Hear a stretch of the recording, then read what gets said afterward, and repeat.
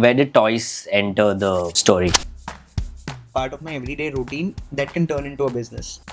This is first home now. You know this is toys because you see the emblem toys everywhere. We didn't go the route of what the market needs. 10 years of dating. 8. Excuse me? 2016 to 2026. ठीक है. There was a love story brewing, not with me, but with coffee. 23 is when we got married. In a month's time, we got laid off. Laid off. Laid off.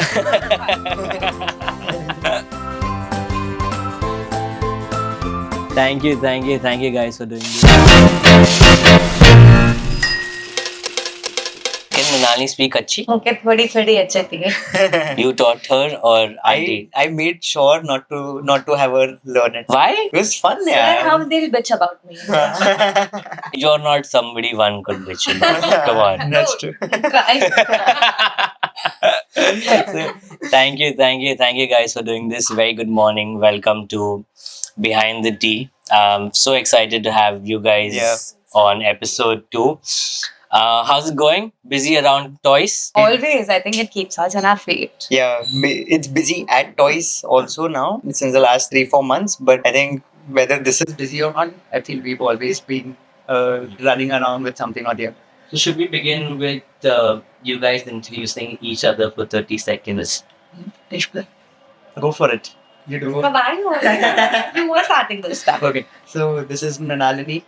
First my girlfriend, then my wife, and now we are working together. We are partners in toys also. So in life, she's the one who keeps me in check and brings out the better in me. And at work also, she does things that I would never be able to. So that way, I feel we've divided work also in a very smart way and a very natural way.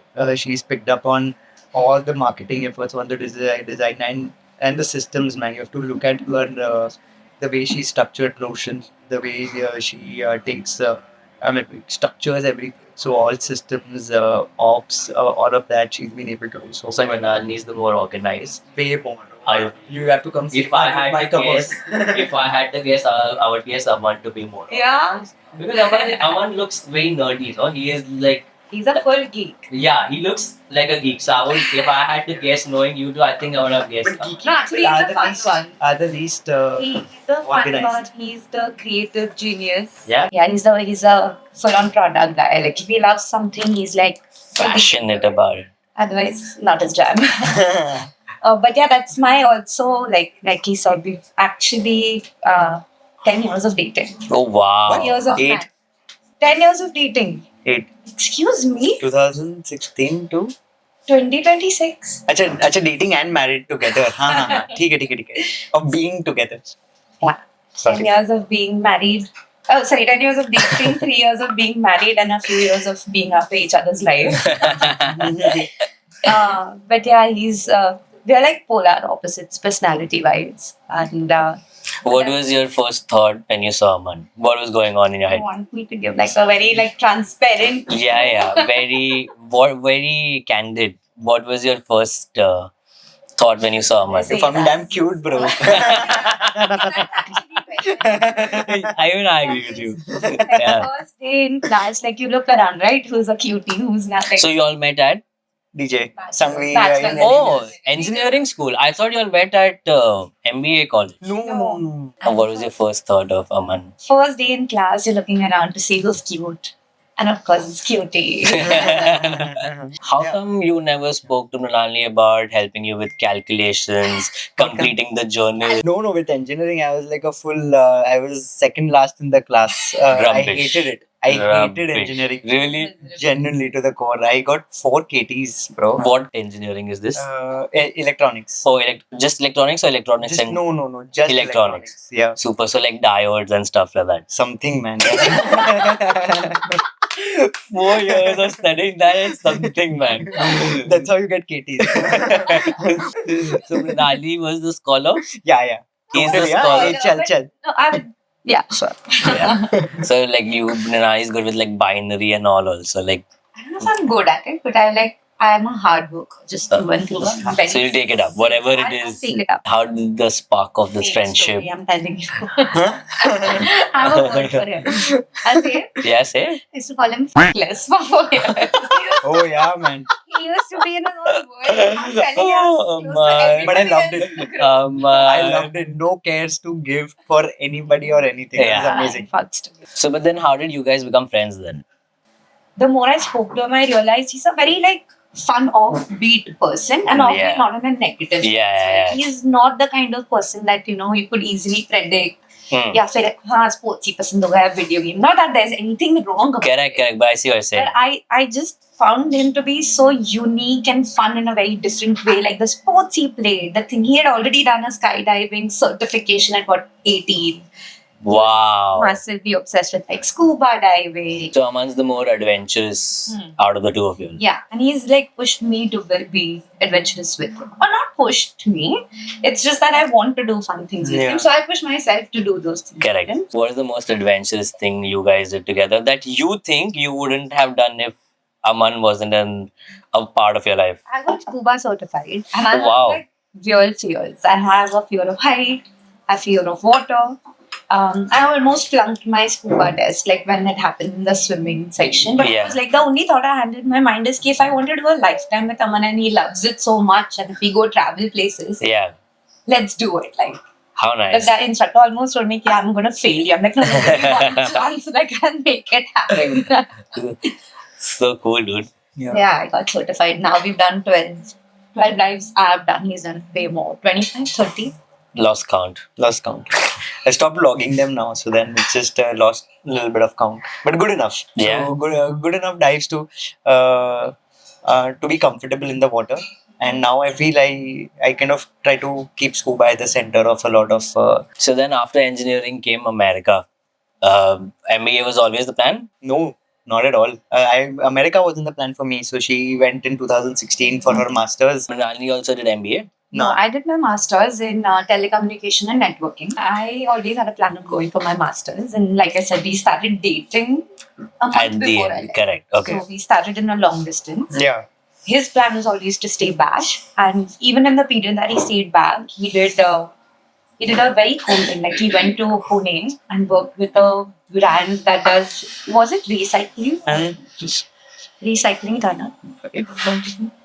Yeah. There's recycling. Which is why Aman is interested in waste management also. For me, I think so. I was very clueless in life on just what to do. So after engineering, everybody was looking for either jobs or thinking of going for their masters. I was doing nothing, neither of those. So I just sat for some random placements. Didn't get through. Like fine, whatever. Let's do some scuba diving. Didn't end up doing that because I think that pressure to get some career was at least there. So then worked with dad for a bit with textiles here and there, and then went to Pune for a year. So throughout this, US was never like a thing that I was looking forward to do. It was so she was there, and we were dating since almost by the time that decision came, almost a year and a half, and quite serious about each other. So I was like, if this has to kind of even have the potential to work, and I was like, कुछ कर नहीं रहे इससे अच्छा चलो let's study some more. let's study more, do the MBA. It'll probably give me some career clarity, hopefully, and so that's why MBA happened, and luckily the MBA gave so much clarity, both career and life wise. So then in this whole story, where does the coffee fit in? How did you get obsessed with coffee? Coffee comes in. I never drank coffee till my time in Pune. I never ever had coffee before that. So barely, like I said. Yeah, got it. So like home coffee here and there. Nescafe there. Yeah. Oh yeah. Filter coffee also. Like I was like, I never always. It wasn't a compulsion that after a South Indian meal you ordered a filter coffee for me. That was like I said in passing. Correct. So Pune, I was living with like 8 guys in a bungalow with no Wi-Fi, nothing. We just had cellular data, and I was working on essays at that moment for my MBA. So I used to end up going to Starbucks. Correct. Because they were the only one with a strong Wi-Fi. So they did that. I kept going, and starting May I was like, it's too awkward to not order anything. Fair. So let's because Frappuccino is the easiest comforting drink. Correct. I started with that, and then realized that it's really showing up. You can't have Frappuccinos every day. So then moved to Americanos. It was like black. I saw that 5 calories. Okay, chalo, Yeah. let's go for it. So that's when Americano started. Starting it was too bitter, and then you started Developing the palate, developing yeah. the palate for it. So coffee began then, and then continued throughout MBA. Starbucks was there on campus. Yeah. So done that, but you're just very newly in the US, and $4 of coffee, $3 of coffee every day is a It's bit not. Yeah. too much. It shows on your very tiny bank account. It starts shrinking it even further. Relatable, max relatable. Yeah. So you can't keep doing that. So then moved. So then realized that you can make coffee at home also. So then got like the cheapest thing you could find on Amazon. It was a silver colored what? Oh, silver. No. Silver pour over. Oh, Like okay. a metal pour over. Yeah. Like the Chemex. Similar. Yeah. And that time sustainability was like big, and I was like, Yeah. I don't want filter papers. Paper. I'll use the metal mesh so that I don't have to keep wasting paper every time. So वो metal mesh लिया, the random store bought coffee. So then that's where like the pour over kind of obsession started. When did Mrinalini find out that he's really passionate about coffee? When did that come? It's funny you ask because it started out very innocently. Okay, his Very subtle. story with coffee, yeah. And I thought it's just another thing he's trying out in life. We all get thoda obsession. It started out very harmlessly with a little mocha pot or whatever thing he's saying. But I remember mocha pot sticking for a while. Mocha pot was there for a while. And it's girl mat, it's cute. Yeah. It's cute and it's tiny. It can have some space in it. Yeah. But then coffee has crept in very sneakily into our life because over time, before I could tell, my kitchen has transformed into a coffee laboratory. Because it's the first thing mocha pot kicked in, no problem. Then there came a weighing scale. Weighing scale. A weighing scale. It was black. Yeah. Cute again. Yeah, aesthetic works. But then also like I would occasionally. Yeah. Then came a very sleek looking kettle. Again, no problem. Because till there it was okay, and then it started getting out of hand. Then there is a AeroPress, then there's a French press, then there's the V60, then there's the flask. Then there were like very fancy grinders. Oh, even that was I was just about to mention. No, but that was like in chronology. Yeah. And then those airtight containers which you use to keep the beans. Yeah. So again, those are also sleek. Yeah. Everything sleek and expensive because it's Aman. Oh, very expensive, dude. When he said $4 for coffee, and now cut to he's buying expensive grinders to keep. No, that's a business expense. Now you can justify that. Now it's justified. So then suddenly your kitchen turns into like a coffee laboratory. Coffee lab, and little did I know, like there was a love story brewing, not with milk but with coffee. Because then there was a coffee subscription. We used to get like different. Yeah. So Western countries have this a lot. It's amazing. Yeah, you subscribe to them all where they send you different coffee beans. Yeah. Did you also, like how you kept up with his other adventures? Did you also have to keep up with a little bit of coffee tasting here and there? I think more than keeping up, it was good to see him be so passionate about the hobby. It was scuba, but that's an expensive hobby to Correct. keep. So was coffee. But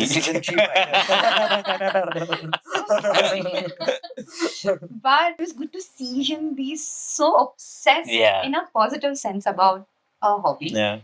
Because after then, he became a barista in a cafe underneath like a building. Then he went on to become a Q grader. He did a boot camp on coffee and roasting in Berkeley, California. And he met with farmers in like Latin America. And there aren't a lot of Q graders. Yeah. He won't gloat about it. No, but how nice. You literally deep dived into. And she was also like really picking up. So to answer your question on her behalf, she picked up the coffee part really positively. Like, she used to sit with me, taste the coffees, tell me, "Oh, इसमें ये note आ रहा है, इसमें अरे this is less acidic, ये कल जैसा अच्छा brew नहीं हुआ." So she used to be like a nice, like super supportive about this whole thing. And yeah, so it was a fun thing to share like afternoon coffee with her, and she also got into black because that was all I could. Oh yeah, I remember Mrinalini telling me that I can do pour overs, but I still can't do espresso coffee yet.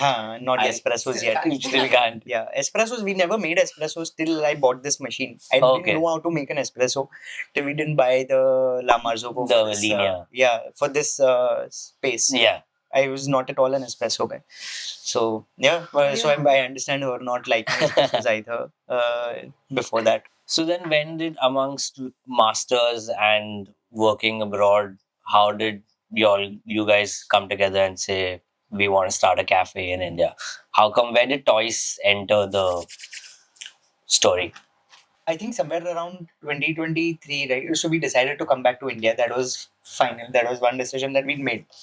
Then it was it's before that, since the last 1 month and a half year, 2 years, I was trying to figure out वापस तो आना है. I have to come back, but I don't want to do a job. I don't want to get into dad's business. I tried and burned my hands there. I don't want to do that.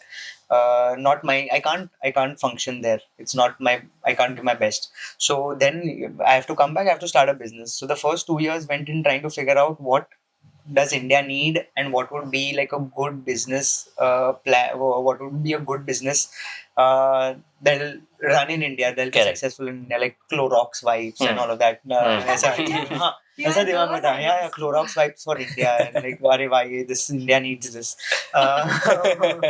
But then I think throughout the US time, right, I started getting so much internal clarity also with working in Amazon also, saying that money doesn't drive me enough, and just random work won't suffice and won't be a long-term thing for me to do for 10 hours every day for a long period of time.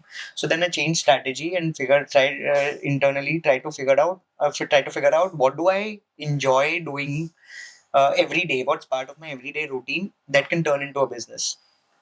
So then there was squash. Then there was sports, like a sports academy or something. Like, fuck, there's too much. Then there's scuba diving, which is again very too niche. Correct. And coffee was also it was second on the list. So with coffee being also, then it came to a point that okay, coffee is something that I'm really enjoying, and I know I can keep. It's also a product that's very deep, and I also keep enjoying it. So let's consider it. And then I come to India at the same time to just for vacation, December vacation. Everybody flocks to India. So then Tabhi I saw that okay, good coffee is surviving over here. That time Lutokai was there. I think Sapko was also there. But then we tried while doing अपना wedding ka we tried some coffees from Sapko, and I was like, okay, good coffee exists, so there is a market over here. For it. And yeah, that's when by the time we had to decide to come back, coffee was starting to become like a strong contender for starting a business in India. So there wasn't like India lacks coffee and I will bring coffee to India. It was more like I want to feel fulfilled while I'm working towards something, and coffee is that. And I know coffee will survive in India, if not make me a millionaire, and I didn't want to do that. So then throughout, whenever you did your courses for roasting, brewing, etc. abroad, you never did it for enterprise. You always did it for yourself. No. So coffee courses, so coffee brewing at home was for me. But then when I made the decision that this is the business that I want to run, I just have this thing that I cannot just start doing something randomly and then figure it out. I need to know at least some part of what I'm going to run the business in pehle se. So from that perspective, I thought ki if I can't know, I don't understand hospitality as a business, but I want to understand the product in and through and through. So let's focus on that. And I was in the US. It was a great place to learn coffee. Yeah. And luckily, there was a beautiful coffee campus close to me. So So that's why I went there with no understanding of what to learn or kya hai. It was a whole blank slate, and they just told that yeah, this is what you can do, that is what I can do. I'm like, yeah, sign me up for everything. I'll do everything. So that's when the courses started. After knowing that this is a business that I want to run. How did Mrinalini react when Aman said, "Oh, I want to start a coffee business"? I was actually very thrilled because, like he said, he's tried his hand at many things in life. Like he did a job, he tried his father's business, he tried engineering. One thing from knowing him for so long was very crystal clear. Okay, if his heart is not in it, if the passion is not there and it's not burning like fire, Aman as a person can't sustain that. Understood. So, like I said, with coffee, he was a kid in the playground. And he was in a journey of exploration, and it was amazing to see. And so, when he got 23 years, when we got married, in a month's time, he got laid off. For no fault of his own. Laid off. Laid off. What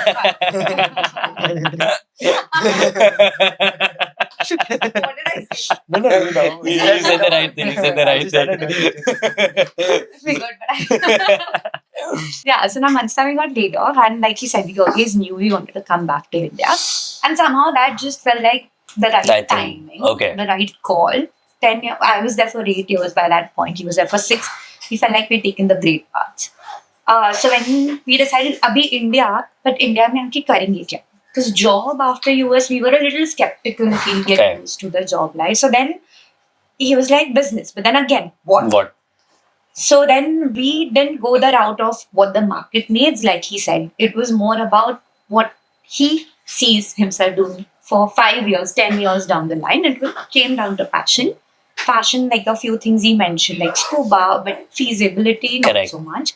The latter felt like it didn't seem irrational at the time to do coffee. Coffee made sense, and yeah, that's how. And then so when he said it, I didn't have any second thoughts about it. I knew he loved doing that, and he'll do it. In fact, I was like, go start executing. Don't wait anymore. You have an idea. Go to India, start executing. I'll wind up the life here. Yeah. So then, I stayed back also for my visa. Wrapped up my life there. By then, he was here laying the foundation, finding spaces. Fair. So that's what set the wheels in motion for Toise. Yeah. So then, Toise, how did you guys decide on the name? When we decided to start this, I didn't know whether we want how to really go ahead with all of this, and how to have whether to have what really is a brand strategist also. So we hired my best friend, my sister's best friend. My sister connected to her best friend who had a brand agency, who was running a brand agency herself. So then I was like, okay, I don't want to explore because I don't even know what to look for in a brand strategist or whatever. So we were like, chalo, you help us with this. We'll start building the brand together. So my brief to her was like, Toise wants to stand on 3-4 pillars. One is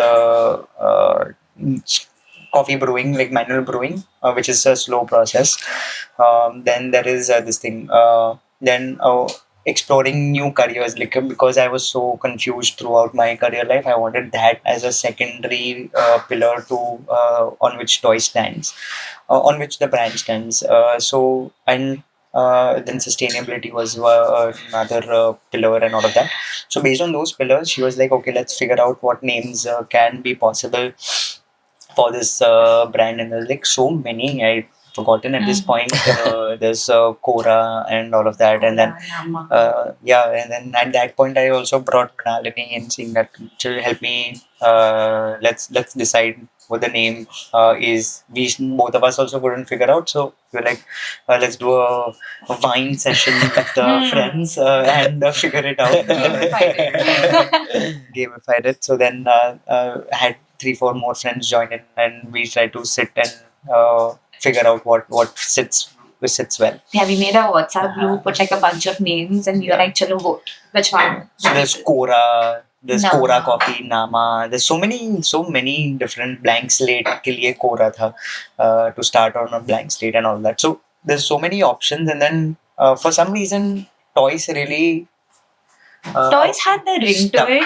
and also it somehow felt like aligned beautifully with the philosophy. Yeah. So in terms of naming, we could have gone down the easy route of like something obviously coffee. Correct. Or like something trendy. But that's not what we wanted to do with the brand. It felt more right if it stemmed from the root of our core values or core philosophy. And for him, like he said, the 2 or 3 things. So it felt more right if it was coming from the ground level up. It's just something that would stay for a long time. And I like how cryptic it is also. It's not like very obvious. Like Yeah, toys, it's you not. have to explain what it means. Like so, toys. Firstly, it is short for tortoise, and then why tortoise and all of that. It's not like super obvious. Like something like X cafe. Yeah. So it's basically. I like how. We liked how cryptic it was also. When you decided let's go with toys, what was the narrative in you guys' head? The tortoise could speak, basically. No, so the idea was we went with the philosophy of slow, intentional, deliberate, and pausing because we're in a hustling, bustling city, and life just generally for everyone across the world has become go, hustle culture. We wanted something that reminds people how beautiful and how powerful it is to pause and stop and do something deliberately. And so that's where toys came from, because for him also, brewing a good cup of like a manual brew, a V60, it takes a good 10 to 15 minutes for a good cup of coffee. So good things come slow. And so that's why like tortoise, and then toys had a ringtone. Like, also, life is not a race. So that like don't treat life. That's a big that puts more meaning to me also, to the name for me also, that life is not a race. Don't treat it like one. It's no, like don't look at others and think that you are in a race and you have to reach some place. Just enjoy the journey while you are at it, and that's it. So and tortoise race and hair. So it kind of gives it meaning. Gives a lot of meaning. Of course, you have to sit and explain. But it's to people. but it's fun. It's fun. It's a fun conversation starter. I like it. What in your context did you enjoy about the slow brewing? Because all the methods of brewing that you like, they're all slow brews. What is it that sets them apart from the traditional espressos and machine brews? So espressos I never explored at all. Ever. Never. I always did V60s, and what really it was never a comparison for me. I only knew the slow brews from the beginning, and V60s, the part that I really enjoy the most. Like, it's basically you take the kettle and it's going round, swirling round, and you can see the bubbles. It's just my way of feeling therapeutic. It's just therapy for me. So it slows me down. Is the process or is the process the outcome of outcome to later that you enjoy? Correct. But the process is like, therapy is the process. Like yoga for you. Of course, I'm still not as flexible as I would, but it's very therapeutic. So when you were doing your research before starting Toise, what you said is a gap in the market that you think would meet the audience that Bombay had at the moment. What kind of gap did you see that you thought you could solve for the demographic of Bombay at the time? I don't think there was a gap per se. In fact, I would say it was an emerging market. From our lens, because when we were here in 5 years ago, 3 or 4 years ago, like he said, like there was Subco, there was Blue Tokai, they were already leading the way. And they've done a great job of creating that pie of specialty coffee drinkers.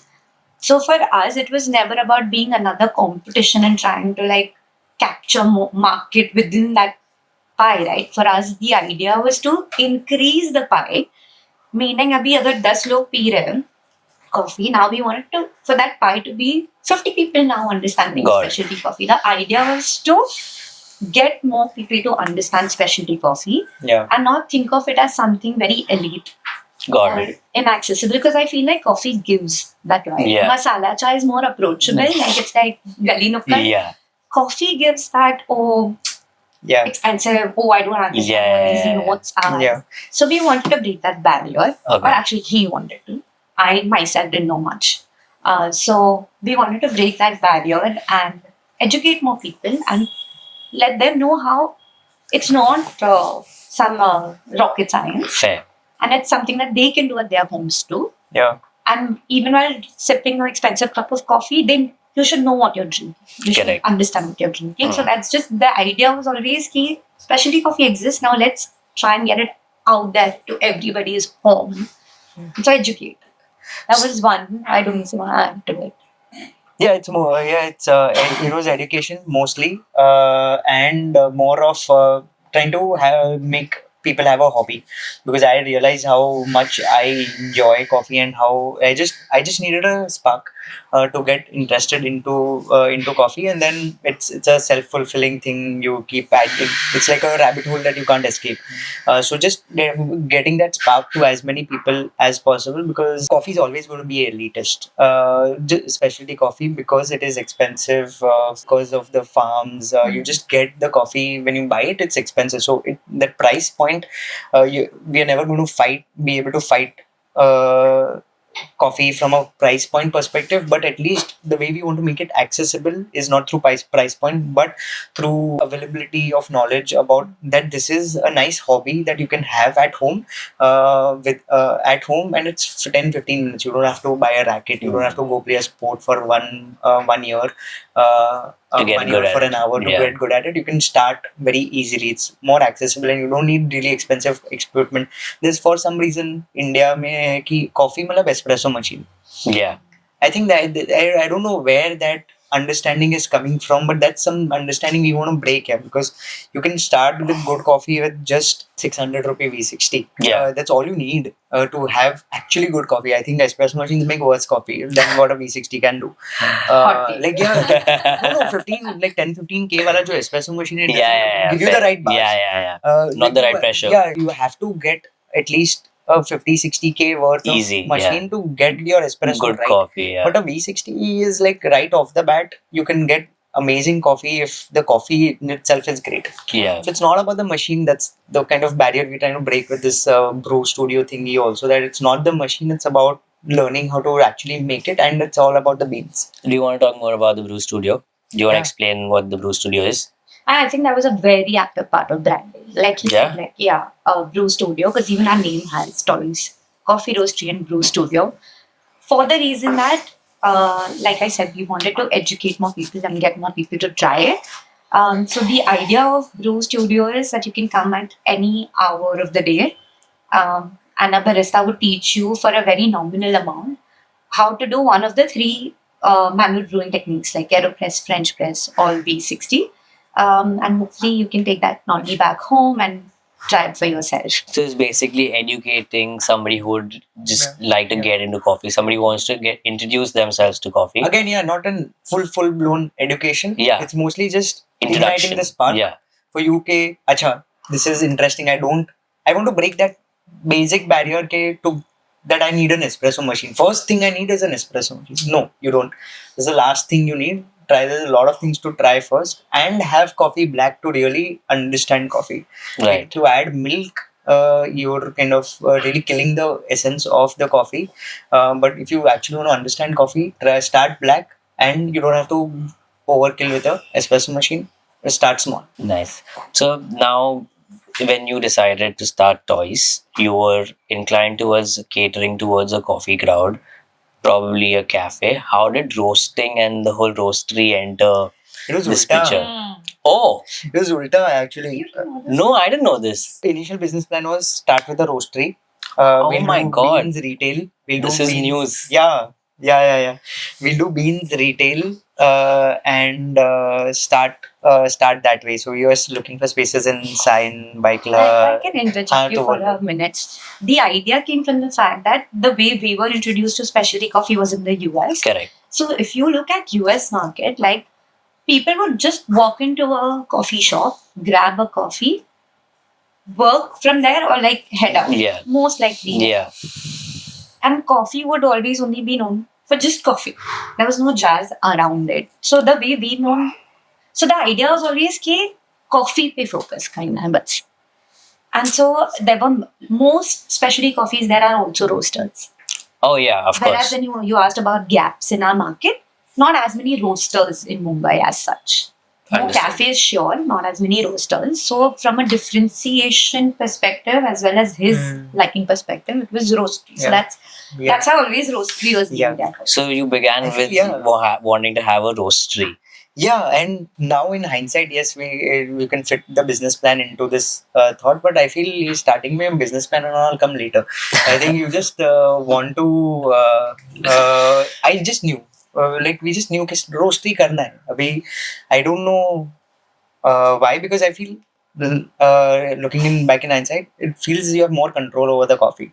Like if I just, and also I never wanted to start a cafe. I was like, yeah, I was like, there's too many cafes around here where there we don't need one more. So from that perspective also, it was like I want to focus on coffee, and the best way to focus on the coffee is if I have as much control. I can't have a estate, so let's start one step lower. Let's do roastery. So it came from that perspective. I want control on the product, and roastery is the way that I'm going to get that control. So when you were in America and you were learning, would you roast your own coffee in the pan? No, I've never tried that, man. It Like looks pan roasting. Yeah, it looks interesting. It looks interesting. There's a hive roaster also. Yeah. You can keep doing on the gas. Yeah. First crack aata hai and all of that. But I've never tried. I was more of a coffee brewing person for the longest time, and roasting came along. The idea of buying a small roaster at home also came in much later, after halfway, knowing that this is what you want to do. We want to start. Yeah, roasting was like a afterthought. So then why Worli? Why not Bandra or a hot spot where people would have a lot of footfall? Why Worli? I don't know, man. I feel I'm going to contradict myself if I ever started Bandra, but the thought was that career अच्छा चला तो Bandra कभी नहीं. Blocking all our chances to start. No, but what Aman meant is for the starters, not to kickstart a new brand. No, Career अच्छा चला तो कभी नहीं होगा. So no. Bandra was caffeinated enough, to be fair. Not that we hate Bandra, we love Bandra. The energy is supreme, but it was caffeinated enough. I felt like the rest of Mumbai was thoda deprived of. Yeah, and plus also from a business perspective also, right? Bandra is like, so it came from more of a fear perspective also, saying that we are new to hospitality. We don't understand the market at all in India. We've not been in India for enough. We don't understand operations very perfectly, right? So, and Bandra has that knack of the moment you start, there is a lot of crowd that's automatically going to flow in just by the virtue of you being in Bandra. Like, thoda sa if somebody comes to know about you, there'll be a crowd next day. That's what my understanding of Bandra cafes was. So I was like, that's not a good spot to experiment. Like Bandra cannot be a good place where you're trying to learn and experiment and iterate. It doesn't let you take it at your own pace. Then you have to adjust to Bandra's pace. Correct. So that's why not Bandra. Why Worli was, I think, a non-polished answer is like because this is what we got. After a lot of searching here and there across Mumbai, we looked at around 80 odd spaces. 80 places. 80 so if not Bandra, which other locations were these 80 places? Because early on I told you, right, Roastery was the first brand. Correct. Not a front-end cafe, and like only a 4-5 seater just for a grab and go kind of a concept. So we were looking at all places, man. I started in Sain, Ghatkopar, Baikla, Masgaon, Matunga also, but in insides of Matunga where the rent is not obnoxious. And more than that, to house a roaster in a space, there are a lot of like limiting factors. Like the ceiling height needs to be 10 feet, or like the big clearance for the height. Yeah. Secondly, even for the exhaust, like the air that goes out, the building height needs to be a certain floors only. Under 3 floors. And then to find a commercial. So there are a lot of like limiting factors when it came to housing a roaster. Yeah, man. I think that's the reason why Ep2. Yeah. Understood. Because it was just us trying to get like understand Mumbai rents also. Firstly, I was like, when I was in the US early on, I called the broker and I'm like, 25,000 में कुछ भी चल जाएगा. Then he took me to a very dingy spot.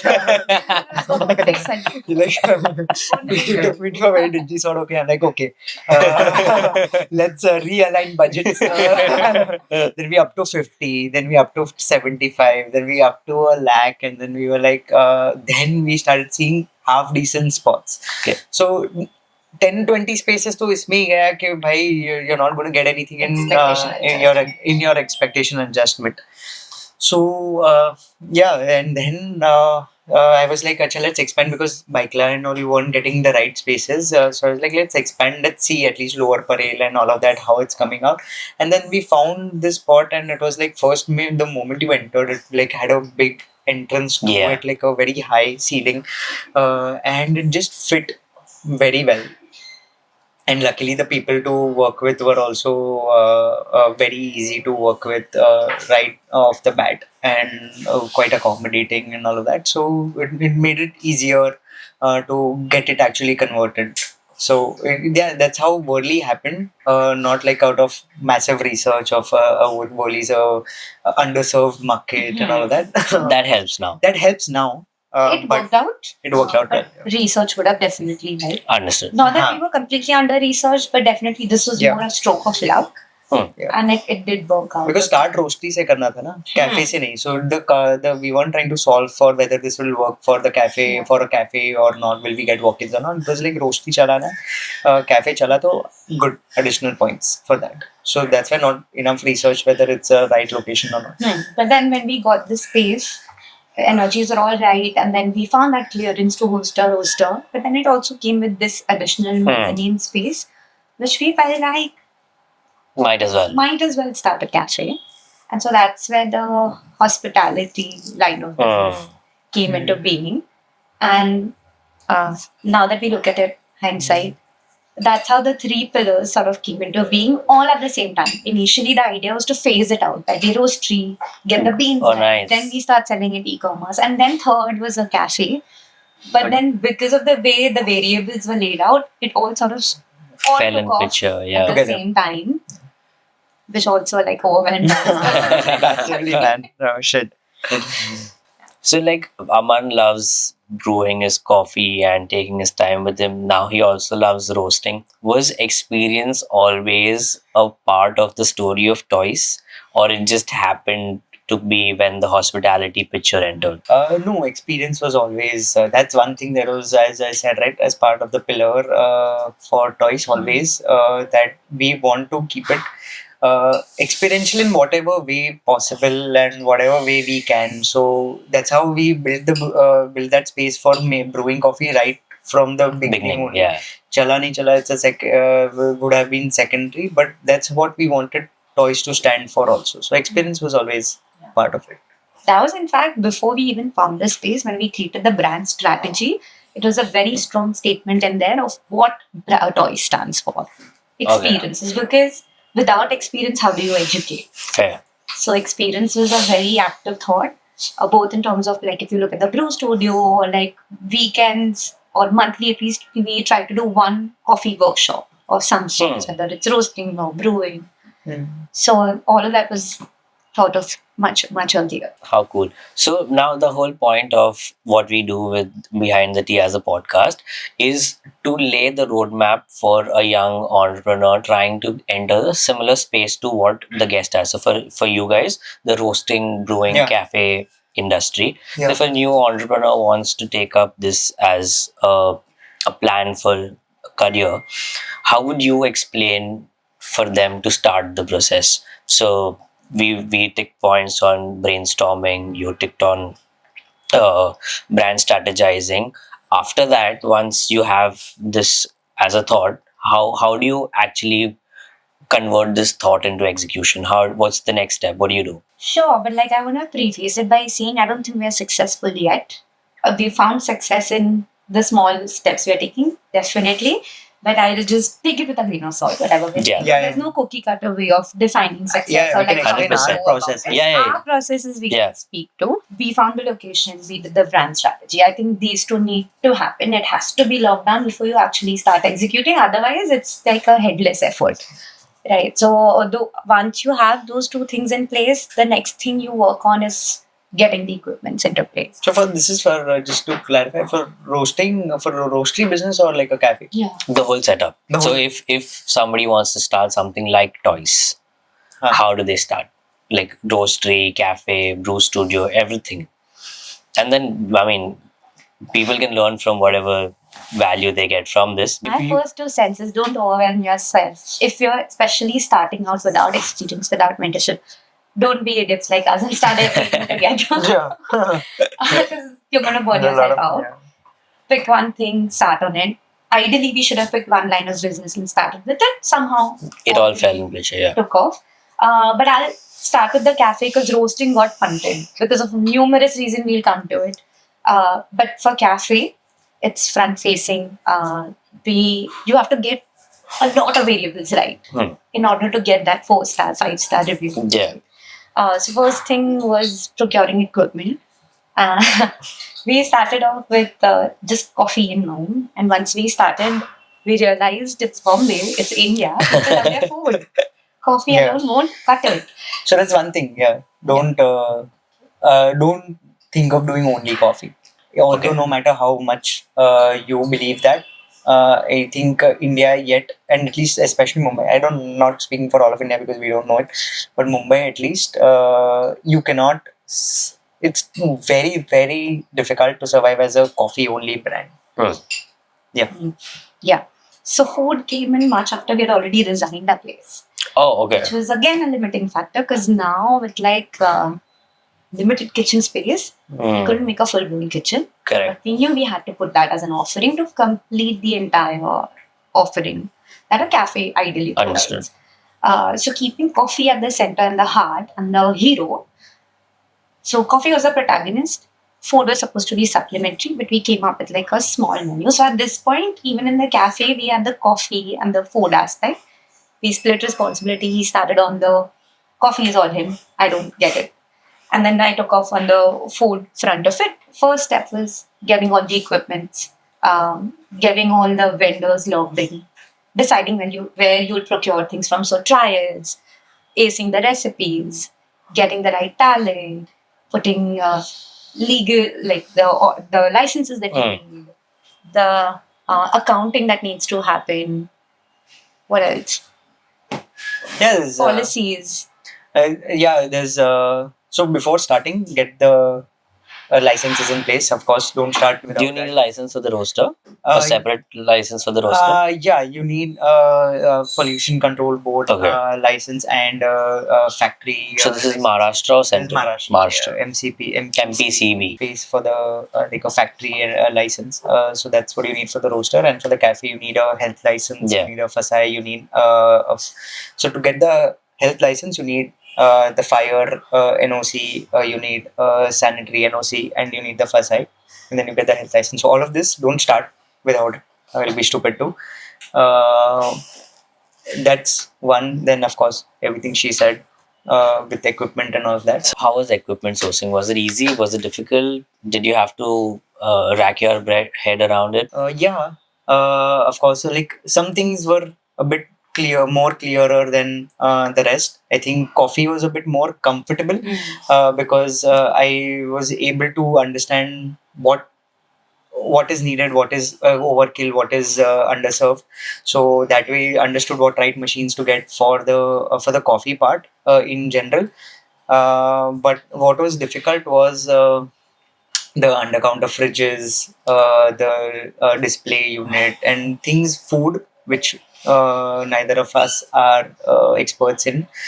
So Food was tricky. Food Food was was tricky. overall tricky because that was an afterthought. Correct. We had to play with whatever little area we had. So we hadn't initially designed for it, which made it tricky.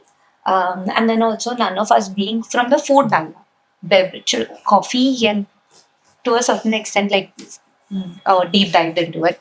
Food none of us thought of.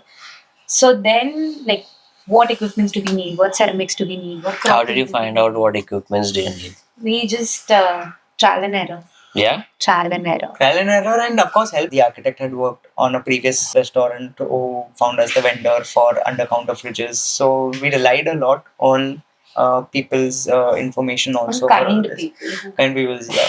And then for food, we got a consultant on board, and he did a marvelous job with like coming up with a very tight menu which lets coffee shine. Yeah. So I was Yet beautifully complemented. I was there for the trials, if you remember. Oh, yeah. The day I came to deliver the first batch of t-shirts is when you were trying the bakery menu. You spent your many for a minute. Yeah. So how's finding the gentleman who helped you with food consultancy? Yeah, I think Melanie took that up, no? Finding. Oh yeah, so then how did you guys divide roles while y'all are bringing together everything? How did you all define roles? Initially, we had a nose in each other's Who knew better, right? Who knew what? We were trying to figure everything out together. And Yeah. that was not a good idea. But I think that was a necessary motion to go through regardless, because that's where you realize these are not my strengths, Fair. these are his strengths, and vice versa. And that eventually sorted us into the right. This is your forte, this is my forte, and given that we are polar opposites, diametrically opposite ends, our skill sets are different, there's a natural sorting of responsibilities. And so I took over the more like brand, aesthetic, designing, marketing, all that came up more naturally to me, the food aspect. Ops we still do together. But coffee is absolutely him. Roasting, brewing, setting the recipes, hiring ops, accounting, the legal work. So yeah, that's how we. So a lot of trial and error to tell you whose lane is which. Yeah, a lot of trial and error. Of course, you can't figure it out right in the beginning because We still get them. more than anything, it took me and it took me time only to understand what am I good at, what are my strengths. I didn't have that clarity in the beginning. So by the time we realized the strengths, and even the role started getting more and more clearer. Because it was always his brainchild. Yeah. I was never going to be a part of this. It's like I said, so much went into motion at the same time that he alone couldn't scale himself. Correct. So he needed help, and I came from a more like, okay, let me help you with this because I understand a little bit about aesthetics and brand. So that's where I came in. But like over time, I took up one more incremental responsibility, and that's how. Another feather added to the hat with time. Thanks to him. All thanks to him. So now then you did sourcing of equipment. What's next? After you source equipment, you've done branding already, you strategized. Yeah. You start looking for equipment. What after that? After you've done. Actually, none of this is linear. Most of this is happening in parallel. Okay. So, But you have to check these boxes. But you have to check these boxes. But that's a word of wisdom that I wanted to give, that don't think of this as a linear. Yeah. So much is happening at the same time. So while one of us was figuring like, okay, go run to these places to get equipment, he was working on like coffee trials, like at which estates to get beans from, or like what farmers to work with. You can talk more about that. Yeah. So it's basically then figuring out the product once all this is designed, because you can't design the menu without trials and errors. So that comes first. For us, it was an additional layer because we had to roast our own beans. Right. So first, figuring out the beans where they come from, figuring out which estates. So we started small. Was it difficult to find estates? Initially, I thought it would be, and it still is in terms of contacting like the little unknown estates and the smaller ones. The more established ones, it's fairly easier. And luckily, I went to this boot camp in Guatemala about fermentation at the farm, how processing for coffee happens at the farm, and I luckily met Sri Raksha, who runs Barbara Estate. So I met him over there, and we developed like a good friendship over time, and it was that because of that it was, it was easier to get the initial set of coffees from him. So you went for the boot camp before before this. Before this, okay. Yeah, before I started also. So he was quite helpful in all of that. So that helped with sourcing the initial set of beans, and now it's quite iterative. We kind of have a whole process of sampling and then Right. tasting, and over the. I've been here for one of the sampling sessions. Oh man! So the cupping. Yeah. Oh man, that's fun. That's always fun. The whole cafe is a strong aroma of coffee. Yeah, there's so much coffee being around at the same time. So yeah, that we figured the coffee sourcing. And then those same beans, we found the profile that works for espressos. That took a lot of iterations. After locking that down, that coffee went into the drinks, and trials started happening out of those coffees. So first is, if you don't have your own roastery, figure out your coffee vendor. If you're a coffee brand, figure out the coffee vendor, do those sourcing, taste the right coffees, get it for you, and you start doing drink trials based on that. And do drink trials and keep your menu based on what your brand wants to stand for. So we decided to not do any super gimmicky drinks. Like we had like one of these guys come up with a blue PET, the messiah looking mocktail, very fancy colored looking mocktail, but we decided to stay away from that because that's not us. We don't want to look very gimmicky, and want to have coffee in its as simple form as Authentic possible. form, Yeah. So no, not a lot of syrups in a lot of drinks also. So you build the menu accordingly, and then parallel issues. There's a lot of vendors for food that she was kind of working with, trying to source cheeses. There's so many moving parts. That's the problem. Like we started making the indent list of what all is needed, and it went up to 200, 300 Yeah. rows. So I think devil is always in the details. Yeah. You know the theory is you know what you know what you don't know, but there's this middle overlap section. You don't know what you don't know. Correct. And that list of things is so huge. But that's where the devil is. That's where the devil is. And before you know, it's the decision fatigue that gets to you, because the smallest thing is going to it's going to stick around for like the next 2 or 3 years. Like even like the size of this bowl, or like the color of this cup, or the design of this. It's not a दो cup mangaya ऐसे नहीं है, right? Of course. You're ordering a bulk and then stuck with that decision. T-shirts, Weight of every decision is humongous. Which is why now I know, which is why Mrinalini, when I met her, she said, no, this is decided. She didn't say, because you were busy doing so many other things, and she also had so many things on her plate. She's like, you know what, this is fine. I just it was that's another advice. Like good enough is good.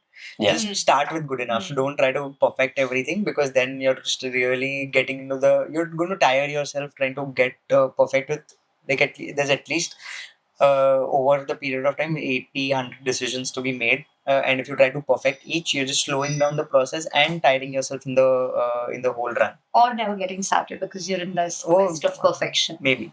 Or So now we did food menu decided, coffee menu decided, equipment sorted.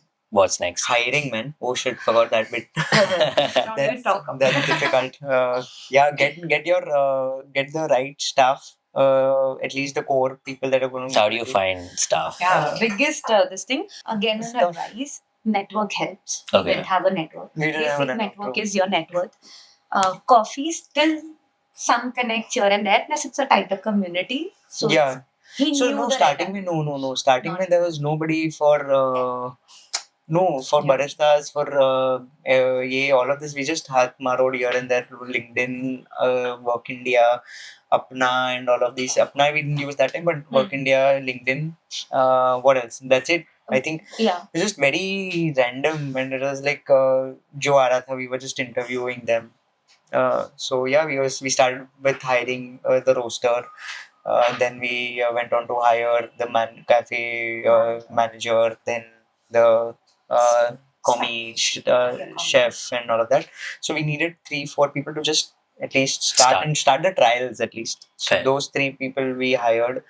But again, through very no structured way really. There's just unless you know people who can help you already, then it's now it's slightly more convenient. But in the beginning, it's uh, just putting yourself out there on different platforms that you are hiring. Me and Dan, I think the human aspect of the business is still the tricky part. And after like being up and running for 1.5 years, there's still always maybe a shortage of staff, or like we're running out of staff, or that we need more because Correct. now we are Yeah. scaling up. That remains a constant challenge that we're still navigating and learning and faltering away. So after hiring, then what do we do? Hiring, then you train. Yeah. If Okay. they're not according to your menu, according to your values, you train for them, because not everybody knows coffee in as much depth as you want them to know. So you train according to your needs about the beans and about recipes and about brewing and all of that. Then a lot of SOPs to be put in place with recipes for drinks, and before you start, at least have the SOPs in place so that you are going to hire more. Correct. So at least they need to somebody needs to be able to tell them that this is how it's done, at least for the drinks and food. And opening the cafe, there's a whole SOP and steps required for So like opening time. So what do they do at opening? opening. What does the Okay. person do once?